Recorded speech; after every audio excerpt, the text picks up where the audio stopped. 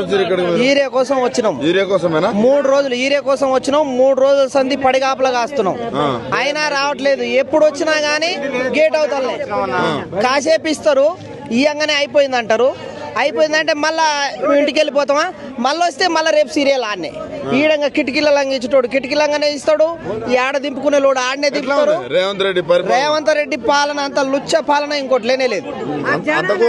అంత కోపం రాకేం చేస్తుంది? 24 గంటలు కరెంట్ ఇస్తా అన్నాడు. కోమటిరెడ్డి వెంకరెడ్డి ఏమన్నాడు? అయాల కేసీఆర్ పరిపాలన బాగలేదు, లా బుక్ చూపించమన్నాడు. ఇవాళ ఈ మగ ఎన్ని గంటలు ఇస్తుండు? చూపించమను, ముందు చూపించమను లా బుక్.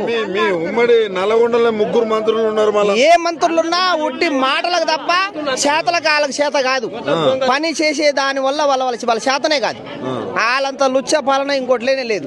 ముందు చూపు లేక, ఈ గవర్నమెంట్ కు ముందు చూపు లేక ఏం చేసిండ్రంటే ఎండాకాలం స్టోరేజ్ చేసుకునే ఏరియా చేసుకోలేక ఇప్పుడు మమ్మల్ని ఇబ్బంది పెడుతుండు.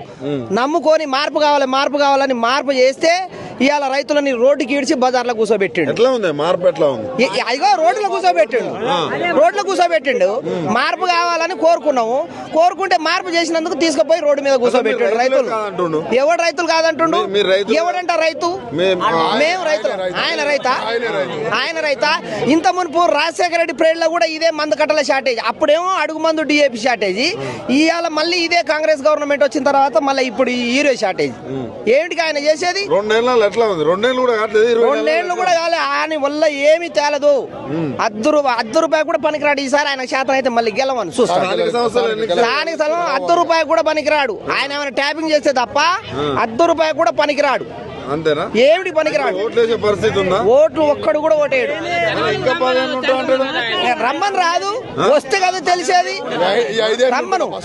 ఈ 5 ఏళ్ళు ఉంటాడా చూడమను. ముందు ఈ 5 ఏళ్ళు ఉండవను.